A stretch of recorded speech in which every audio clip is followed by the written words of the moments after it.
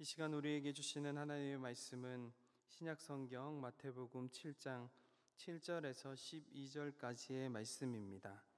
제가 가진 성경으로 신약성경 9쪽입니다. 함께 교독하시겠습니다. 구하라 그리하면 너희에게 주실 것이요 찾으라 그리하면 찾아낼 것이요 문을 두드리라 그리하면 너희에게 열릴 것이니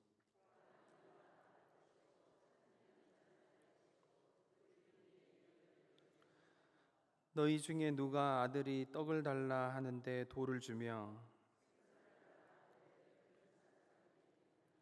너희가 악할지라도 좋은 것으로 자식에게 줄 알거든 하물며 하늘에 계신 너희 아버지께서 구하는 자에게 좋은 것으로 주시지 않겠느냐.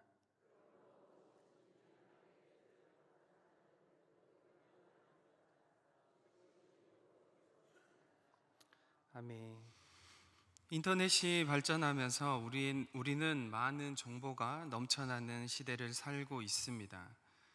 그 중에서도 우리에게 유용한 것이, 궁금한 것이 있으면, 또 잘 모르는 것이 있으면 네이버나 구글 같은 포털 사이트, 검색 사이트에 물어보면 자세하게 답변해 주기도 하고, 요즘 청년들은 유튜브를 통해서 거의 모든 지식을 습득한다고 해도 과언이 아닐 정도로 영상을 보면서 배우고, 자신이 관심이 있는 분야라면 영상 몇 개만 보아도 인공지능 알고리즘이 알아서 영상을 찾아서 알려주니까 거기에 더 빠지게 되는 일을 우리는 겪기도 합니다.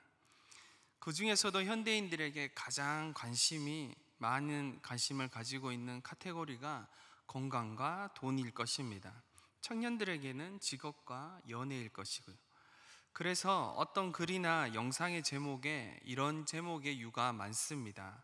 건강하게 100세까지 살아가는 방법, 다이어트 10가지 방법, 돈 버는 방법 10가지, 취업문이 열리는 자소서 쓰는 방법 10가지, 연애에 성공하는 10가지 방법, 이런 제목들을 많이 보셨을 것입니다. 이 방법대로만 하면 다 이렇게 된다고 우리에게 이야기하고 우리는 그것을 열심히 읽고 듣고 봅니다. 아마 한국 사람만큼 무슨 방법을 좋아하는 민족은 없을 겁니다. 어디 세상 사람들 뿐이겠습니까? 우리는 그리스도인이지만 우리 또한 한국 사람이지 않습니까? 그래서 방법을 좋아합니다. 말씀 읽는 방법, 묵상하는 방법, 전도하는 방법, 믿음의 가정을 세우는 방법, 기도하는 방법, 저희 같은 교육자들은 찬양 인도하는 방법, 예배 인도하는 방법, 말씀 잘 전하는 방법, 이런 방법들을 우리는 정말 좋아하는 것 같습니다. 오늘 말씀의 제목이 방법이 아닌 관계라고 해서 오해하실까봐 먼저 언급하자면, 저는 방법을 나쁘다고 생각하지 않습니다. 저도 이런 유형의 책을 보거나 영상을 보기도 하니까요. 우리는 여전히 배워야 하고 배우는 것을 넘어서 실제로 삶으로 살아내야 하기 때문입니다. 우리는 참 많이 배우고 방법에 대해 듣고 지식적으로 쌓아갑니다. 그 과정은 분명 꼭 필요하고, 그런 지식적인 부분이 결여된 묵상이나 기도는 위험할 수도 있기 때문입니다. 하지만 우리는 방법을 배우는 것에만 멈춰서는 안 됩니다. 실제로 삶에 적용하고 삶으로 살아내면서 성숙하고 성장해 가야 하는 것이죠. 언제까지입니까? 평생을 그리스도인은 예수 그리스도를 닮아가고자 배우고 적용하며 성장하고 자라가야 되는 것입니다. 신앙생활의 많은 영역 중에 오늘은 기도에 대해 이야기하려고 합니다. 우리는 기도에 대해 많이 듣고 지식적으로 많이 알고 있습니다. 그런데 또 어떤 면에서는 신앙생활을 오래 하셨음에도 기도에 대해 잘 모르시거나 오해하고 계신 성도님들을 종종 만나곤 합니다. 여러분, 기도는 무엇입니까? 여러분은 기도를 무엇이라고 정의하고 있고 어떻게 기도하십니까? 에스겔 36장 37절에서 38절입니다. 주 여호와께서 이같이 말씀하셨느니라. 그래도 이스라엘 족속이 이같이 자기들에게 이루어 주시기를 내게 구하여야 할지라. 내가 그들의 수요를 양떼같이 많아지게 하되 제사 드릴 양떼 곧 예루살렘이 정한 절기의 양무리같이 황폐한 성읍을 사람의 떼로 채우리라. 그리한즉 그들이 나를 여호와인 줄 알리라 하셨느니라. 에스겔 말씀에서 하나님은 내가 너희를 많아지게 할 거야 라고 하시면서 내가 그 일을 할 거지만 이스라엘 족속이 이같이 자기에게 이루어 주시기를 내게 구하여야 한다고 말씀하십니다. 조금 앞뒤가 안 맞는 말씀처럼 느껴집니다. 하실 거면 그냥 하시면 되지 굳이 하나님께 구하여야 한단 말인가? 예, 맞습니다. 하나님께서는 나를 아시되 나의 현재와 과거와 미래를 온전히 아시고 나를 하나님의 섭리와 예정 안에서 이끌어 가실 텐데 그래도 너는 나에게 구하여야 한다는 말씀입니다. 그래서 기도는 근본적으로 하나님 도와주세요, 하나님 역사해 주세요 아래는 것입니다. 기도는 자신의 신앙을 증명하거나 자신을 드러내는 행위가 아니라 철저하게 모든 것은 하나님이 하십니다 라고 하는 인정하는 행위입니다. 기도하지 않으면 우리는 우리에게 일어나는 일이 나의 힘으로 나의 무엇으로 비롯됐다고 생각합니다. 그래서 하나님은 우리에게 기도를 요구하십니다. 우리가 기도할 때 비로소 알게 되고 깨닫게 되는 것은 하나님이 주셨구나, 하나님이 하셨구나 라는 고백을 할 수 있습니다. 이런 과정을 통해 우리는 세상의 힘이나 나의 힘으로 살아가는 존재가 아닌 하나님만이 나의 힘이 되시고 근거가 되시고 이유가 되심을 알게 되고 드러내게 됩니다. 그것의 표시가 기도입니다. 그래서 우리는 기도합니다. 기도에 더 열심을 내야 합니다. 사랑하는 성도 여러분, 여러분은 내가 계획하고 내가 실행하고자 하는 일에 하나님이 좀 도와주시면 좋고 아니면 내가 알아서 하고 이렇게 기도하십니까? 그게 아니면 하나님만이 나의 힘이십니다, 하나님만이 나의 도움이십니다 이렇게 기도하십니까? 우리는 우리의 삶의 모든 것이 하나님께 있음을 알기에 더 하나님께 열심으로 기도하며 그분의 역사하심을 바라보는 것입니다. 사랑하는 성도 여러분, 기도의 자리로 나오십시오. 기도의 불이 내 영혼에 타오르고 우리 가정에 타오르고 우리 공동체에 타오르도록 열심을 내어 기도의 자리에 나오셔야 합니다. 우리 성도님들 기도에 열심을 낼 때 오해하시면 안 되는 것이 또 있습니다. 제가 예전에 성도님들과 다른 본문으로 기도에 대해 나눈 적이 있습니다. 기억이 나시지 않지요? 누가복음 18장 본문으로 우리 성도님들과 나눴습니다. 누가복음 18장 본문은 과부와 불의한 재판장 비유입니다.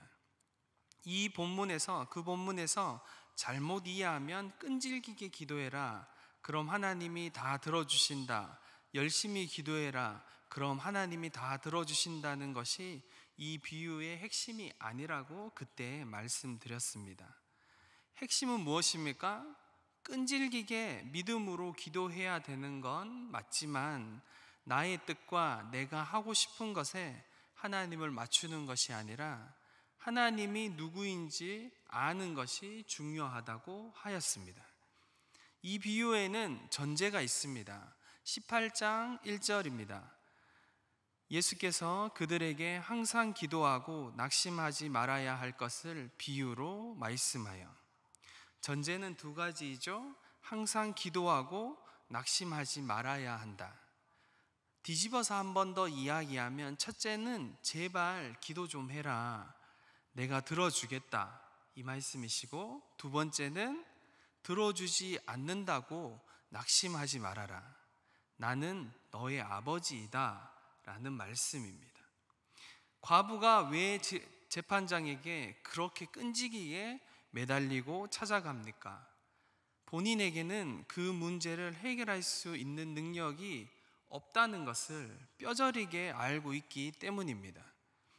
온전히 그 문제를 해결할 수 있는 것은 그 재판장임을 인정하고 매달리고 있는 것입니다.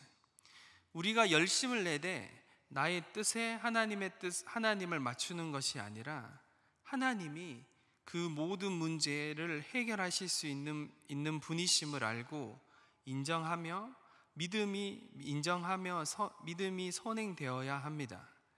간절하다고 하나님께서 다 응답하시지는 않습니다. 우리에게 응답하시지 않는 것도 응답입니다. 우리 성도님들, 이것을 아셔야 합니다. 우리가 가지면 위험하고 다칠 수 있는 물건을 아이가 떼를 쓴다고 주는 부모는 부모의 자격이 없듯이, 하나님은 우리가 떼를 쓴다고 다 주시지 않습니다. 우리는 온전히 하나님을 주인으로, 아버지로 인정할 때 항복할 수 있고 진정한 평안과 믿음이 찾아오게 되는 것입니다. 그리고 진짜 기도를 할 수 있게 되는 것입니다. 우리가 자꾸 관심을 가지는 것은 어떻게 하면 기도 응답 받을 수 있을까입니다.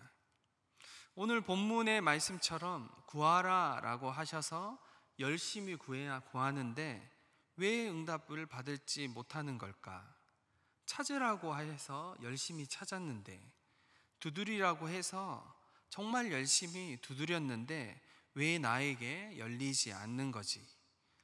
내가 뭔가 잘못된 방법으로 구하고 찾고 두드리고 있는 건 아닐까? 어떻게 하면 기도 응답을 받을 수 있을까? 그래서 우리는 금식 기도를 하기도 하고 작정 기도를 하기도 합니다. 금식 기도나 작정 기도는 너무 귀한 것입니다. 하지만 본질이 없고 목표만 있는 기도는 우리에게 잘못된 기도를 인식시킵니다. 제가 20살 신학교에 처음 입학했을 때, 그때쯤의 일입니다. 저는 모태신앙으로 자랐지만 고3이 되면서 그때 하나님을 인격적으로 만났습니다. 그리고 하나님의 뜻대로 살기로 결정하고 신학교에 들어갔습니다. 20살에 저는 너무 어렸고, 그리고 듣고 하나님을 배우는 것이 실제로 하나님을 알아가는 것에 대한 열정으로 가득했습니다. 사실 그 열정은 열정이라는 껍질을 뒤집어 쓴 치기로 가득했을 때입니다. 참 교만했던 때입니다.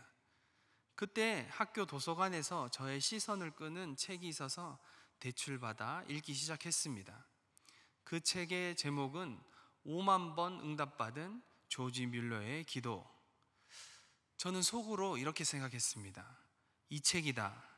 이 책만 읽으면 나도 이 사람처럼 하는 기도마다 다 응답되겠구나. 이 사람은 도대체 어떻게 5만 번이나 기도 응답을 받을 수 있는 것일까? 그 비밀만 알아낸다면, 그 방법만 터득한다면 나도 하는 기도마다 다 응답되겠구나, 이런 기대를 품고 책을 읽었습니다. 그때 저의 마음 깊은 곳을 가만히 들여다보면 저는 그저 하나님이 응답하시는 것이 신기하고, 그런 일이 내게도 일어나면 얼마나 좋을까, 그리고 자랑하고 간증하면 사람들이 놀라고 부러워하겠지, 당신보다 나의 영성이 이만큼 탁월하다라는 것을 드러내고 싶은 마음, 그런 생각으로, 그런 얄팍하고 인간적인 생각으로 가득한 상태였습니다. 그 책은 제게 원하는 답을 주지 않았습니다. 어떤 방법이 아니라 하나님을 전적으로 의지하는 삶에 하나님이 어떻게 개입하시고 응답하시고 돌보시는지 이야기하는 책이었기 때문입니다. 그렇습니다. 기도 응답의 비밀은 방법에 있지 않고 관계에 있습니다. 오늘 본문에서 하늘에 계신 너희 아버지와의 관계에 있습니다. 기도는 무언가 입력하고 버튼을 누르면 응답이라는 내가 원하는 결과물이 나오는 자판기가 아닙니다. 기도는 그 정도가 아닙니다. 기도를 그렇게 평가절하하면 안 됩니다. 우리가 믿는 기독교 신앙과 성경이 가르치는 기도는 그것보다 훨씬 크고 훨씬 놀랍고 훨씬 깊습니다.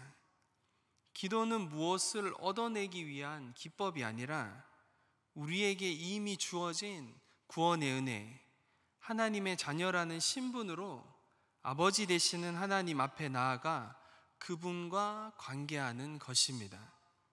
사랑하는 성도 여러분, 예수 그리스도를 영접한 여러분에게 하나님의 자녀라는 특권이 주어졌음을 아셔야 합니다.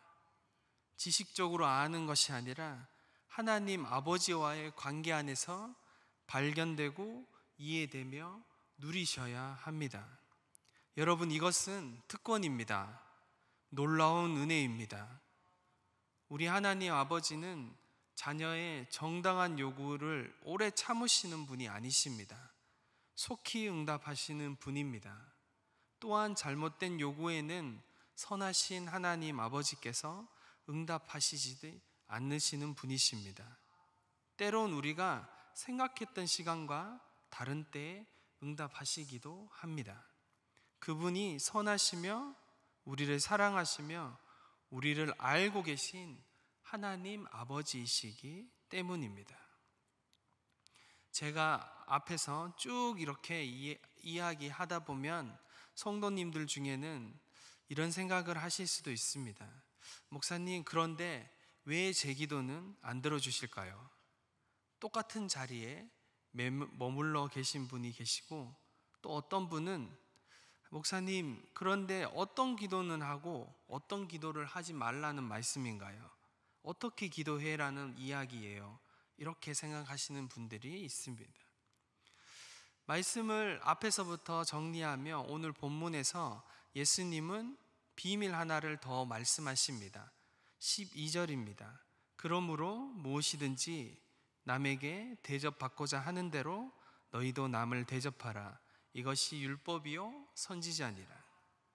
우리는 하나님을 인정하며 열심을 내어 기도하되 하나님 아버지와의 관계 안에서 기도해야 합니다. 그리고 12절 말씀에서 그러므로부터 시작해서 율법과 선지자니라 라고 하십니다. 온 율법과 선지자는 무엇입니까? 마태복음 22장 37절에서 40절의 말씀에서 예수님이 이렇게 말씀하십니다.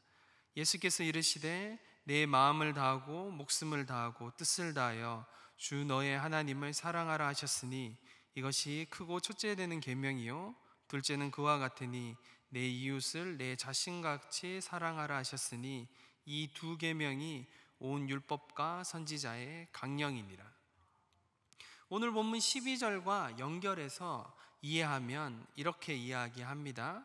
하나님을 사랑하고 내 이웃을 사랑하는 것이 온 율법과 선지자이다. 남에게 대접받고자 하는 대로 남을 대접하라. 다시 말하면 하나님을 사랑하고 이웃을 사랑해라. 하나님을 하나님으로 대접해라. 하나님을 사랑하라입니다.